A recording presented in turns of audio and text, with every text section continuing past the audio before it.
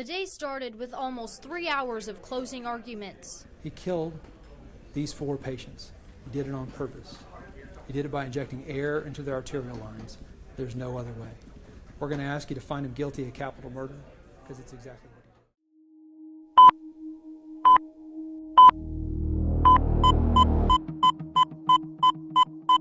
he did. They came here to recover, to heal, to breathe.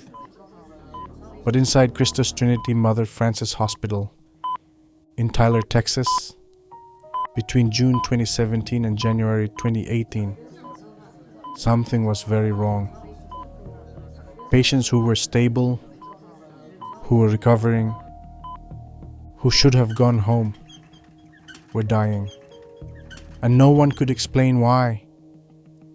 Christus Trinity Mother Frances is one of the largest medical centers in East Texas. Over 450 beds, thousands of patients every year.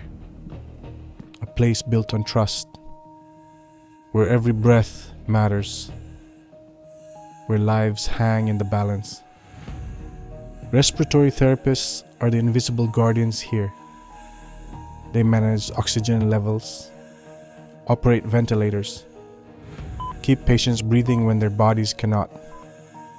It's a position that requires precision, expertise, and complete trust, because these professionals have access to something most people never think about. The very thing keeping you alive. William George Davis, born in 1984, licensed respiratory therapist since 2012. He'd worked at Christus Trinity Mother Frances since 2016. Soft-spoken, professional, unremarkable. No disciplinary actions. No complaints. No red flags. He preferred the night shift. Fewer staff, less oversight, quieter hallways. And he understood something most people never consider: how fragile breathing really is, how easy it is to stop. The hospital at night is a different world. Fluorescent lights humming, ventilators breathing for those who cannot, monitors beeping in steady rhythm. And in that quiet night, someone was hunting. It didn't happen all at once. At first, it was just one patient. June 25th, 2017. RC, 68 years old, recovering from heart surgery, stable condition. Then, without warning, his oxygen levels plummeted. Monitors screaming, heart rate spiking, blood pressure crashing. Nurses rushed in, but by then, it was already too late. He died an hour later. The cause? Unexplained. Then another. September 14, 2017. CS at 30s. Sudden seizure. Stroke. Gone. Then another. November 3rd. JL at mid-50s. Respiratory failure. No explanation. And another. January 8th, 2018. JK at mid-50s also. The same unexplained collapse. The same desperate attempts to save him. The same outcome. 4 patients, all stable, all recovering, all dead. Doctors searched desperately for answers. They ran toxicology screens.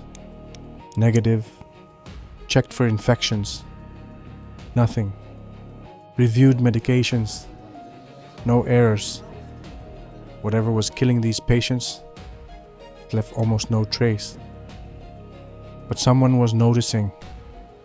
A nurse reviewing shift reports saw something. A pattern. She pulled patient charts, went back further, cross-referenced staff schedules. And there it was, the same name on every single shift. William George Davis, present for every unexplained death, often the first to respond when alarms sounded, sometimes already in the room, as if he'd been waiting. She brought it to her supervisor. Her hands were shaking. The supervisor pulled more records. The pattern was undeniable. The same timing, the same type of events, the same respiratory therapist. Statistically, it was impossible. Hospital administration contacted authorities. January 15th, 2018. Investigators arrived. They reviewed security footage, frame by frame, and they found him. Davis entering patient rooms, alone, late at night, minutes before alarms would sound. He would enter quietly, perform routine checks, then stay, watching, waiting. And when the monitors began screaming, he was already there, calm, composed, part of the response team. Medical examiners were brought in. They re-examined the bodies, reanalyzed the deaths, and they found something. Something the initial autopsies had missed. Tiny air bubbles in arterial lines, in blood vessels, in places they should never be. The cause wasn't a drug. It wasn't a mistake. It was something far simpler and far more sinister. Air injected directly into arterial line, an air embolism, silent, fast, and nearly impossible to detect. Even a small amount of air, just a few milliliters, can travel through the bloodstream, block flow to the brain, or stop the heart entirely. And in a hospital setting where patients are already fragile, it can look completely natural. Davis had everything he needed. Access to arterial lines, access to syringes, access to patients when they were most vulnerable. Late night shifts meant fewer witnesses, less supervision, more opportunity. He would enter rooms during routine checks, adjust equipment, monitor vitals, and then, when no one was watching, he would inject air into their lines, then wait, watching as their bodies began to fail, watching as alarms triggered, and when help arrived, he was already there, playing the hero. February 14th, 2018. William George Davis was arrested at his home, charged with 4 counts of capital murder. He said nothing.